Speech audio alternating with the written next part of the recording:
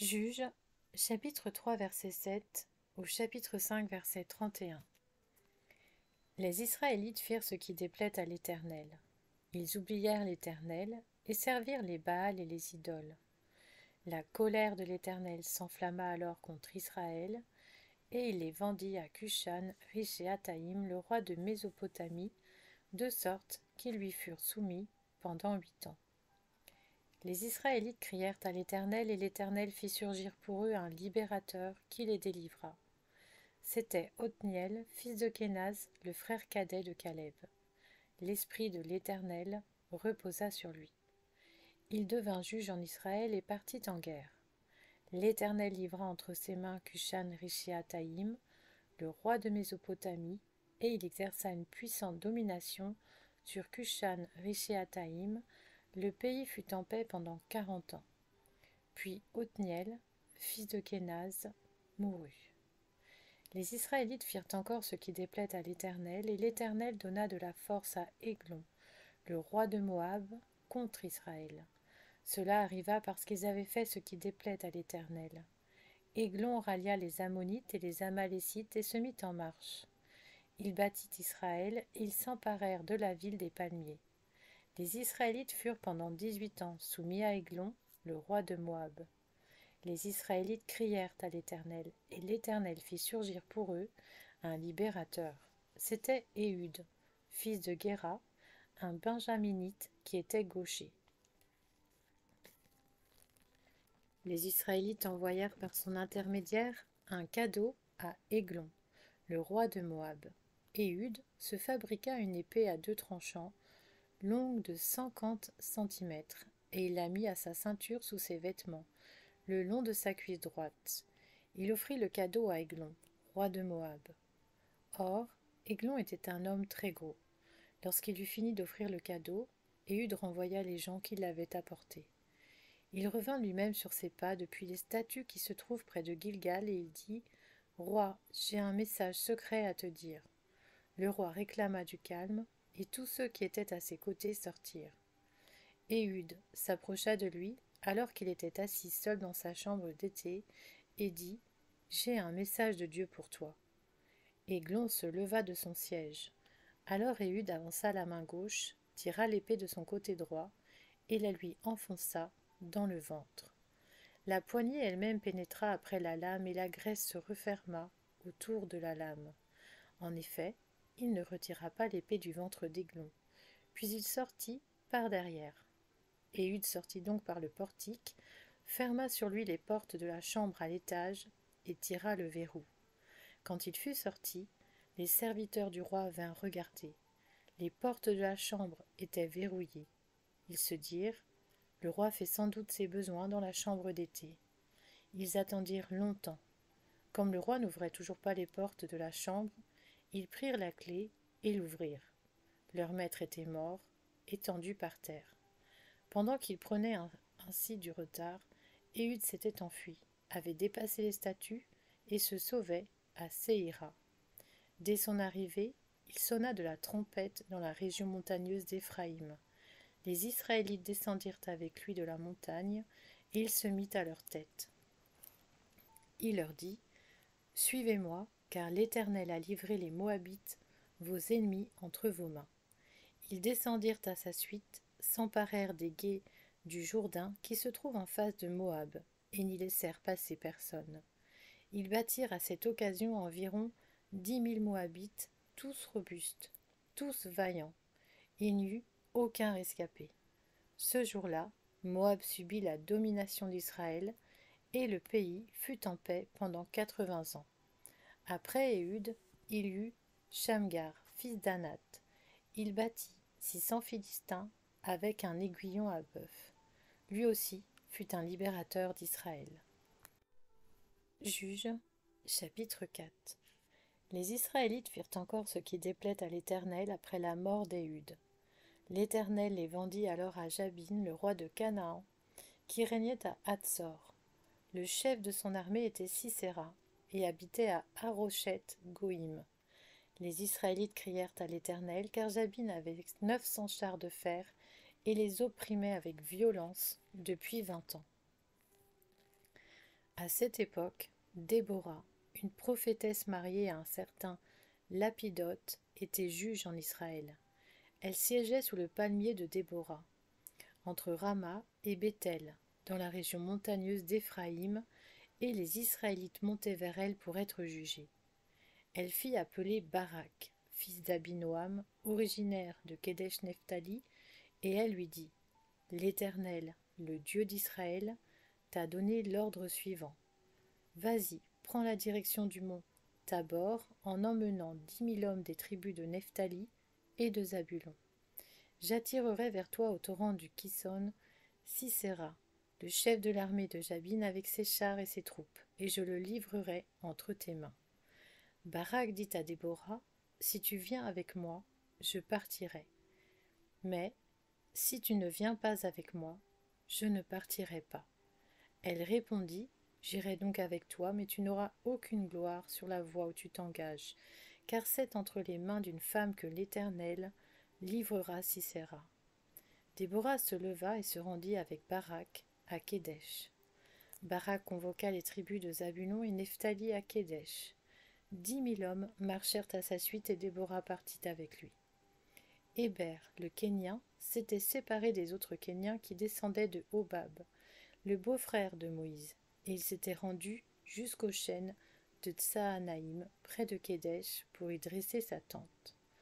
On informa Sisera que Barak, fils d'Abinoam, avait pris la direction du mont Tabor, et depuis Haroshet Goïm, Sisera rassembla vers le torrent du Kison tous ses chars, 900 chars en fer, et tout le peuple qui était avec lui. Alors Déborah dit à Barak: Lève-toi, car voici le jour où l'Éternel livre Sisera entre tes mains. L'Éternel ne marche-t-il pas devant toi? Barak descendit du mont Tabor avec 10 000 hommes à sa suite. L'Éternel mit en déroute Sisera, tous ses chars et tout le camp, et les livra à l'épée de Barak. Sisera descendit de son char et s'enfuit à pied. Barak poursuivit les chars et l'armée jusqu'à Haroshet Goïm. Toute l'armée de Sisera tomba sous le tranchant de l'épée, sans qu'il en reste un seul homme. Toujours à pied, Sisera se réfugia dans la tente de Jaël, la femme de Héber le Kénien. En effet, il y avait paix entre Jabin le roi de Hatzor et la famille de Héber le Kénien. Jaël sortit à la rencontre de Sisera et lui dit: Entre, mon seigneur, entre chez moi, n'aie pas peur. Il entra chez elle dans la tente, et elle le cacha sous une couverture. Il lui dit: Donne-moi, je t'en prie, un peu d'eau à boire, car j'ai soif. Elle ouvrit l'outre du lait, lui donna à boire et le couvrit. Il lui dit encore: Tiens-toi à l'entrée de la tente, et si l'on vient te demander: Y a-t-il quelqu'un ici? Tu répondras: Non. Jaël, la femme de Héber, s'empara d'un pieu de la tente, prit un marteau, s'approcha de lui doucement et lui enfonça le pieu dans la tempe. Il pénétra jusqu'en terre. Sisera se trouvait alors dans un état de sommeil profond, car il était accablé de fatigue, et il mourut. Voici que survint Barak, qui était à la poursuite de Sisera. Jaël sortit à sa rencontre et lui dit: Viens, je vais te montrer l'homme que tu cherches. Il entra chez elle et vit Sisera étendu mort, le pieu dans la tempe.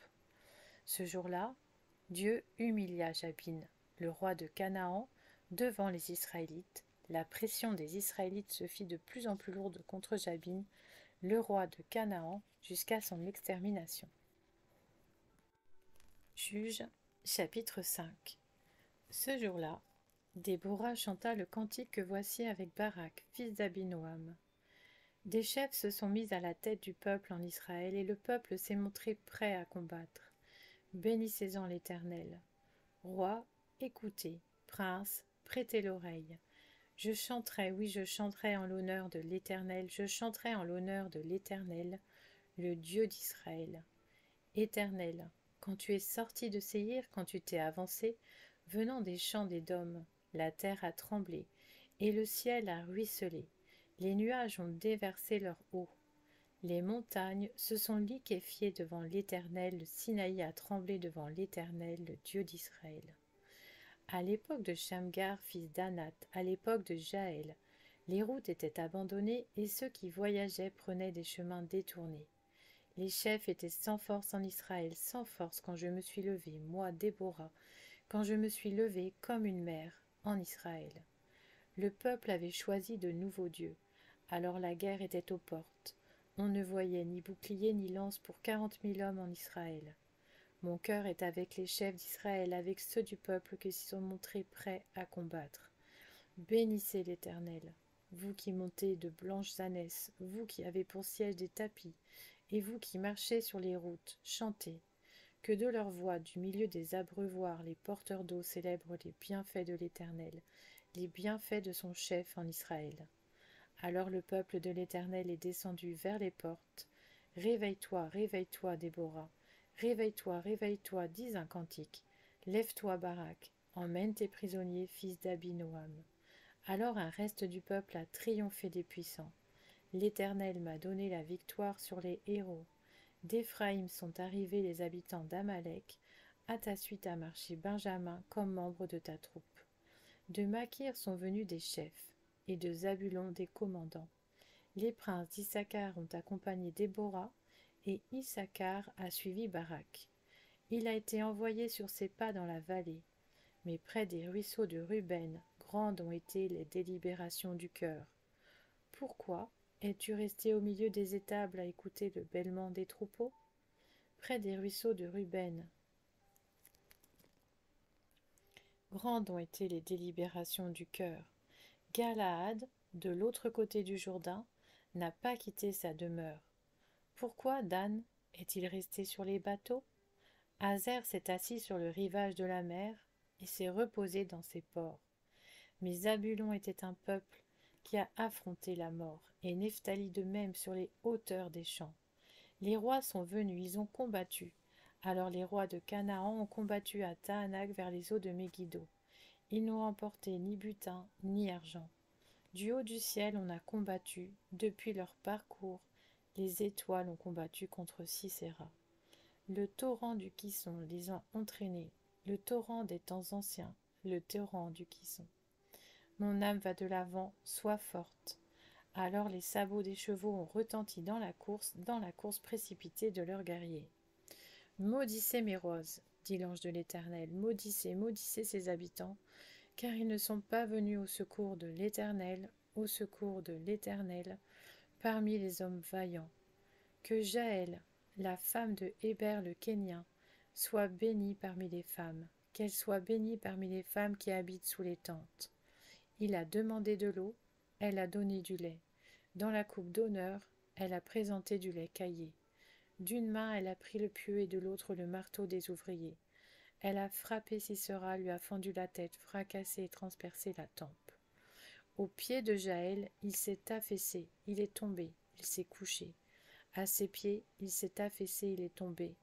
Là même où il s'est affaissé, il est tombé sans vie. Par la fenêtre, à travers le treillis, la mère de Sisera regarde et s'écrie. Pourquoi son char tarde-t-il à venir? Pourquoi ses chars vont-ils si lentement? Les plus sages parmi ces femmes lui répondent, et elle se répète à elle-même. N'est-ce pas parce qu'il trouve du butin? N'est-ce pas parce qu'il se le partage? Une jeune fille, 2 jeunes filles par homme, du butin en vêtements de couleur. Pour Sisera, du butin en vêtements de couleur brodée, un vêtement de couleur, 2 vêtements brodés, pour le cou du vainqueur. Que tous tes ennemis disparaissent ainsi, Éternel. Ceux qui l'aiment sont pareils au soleil quand il paraît dans toute sa force. Le pays fut en paix pendant 40 ans.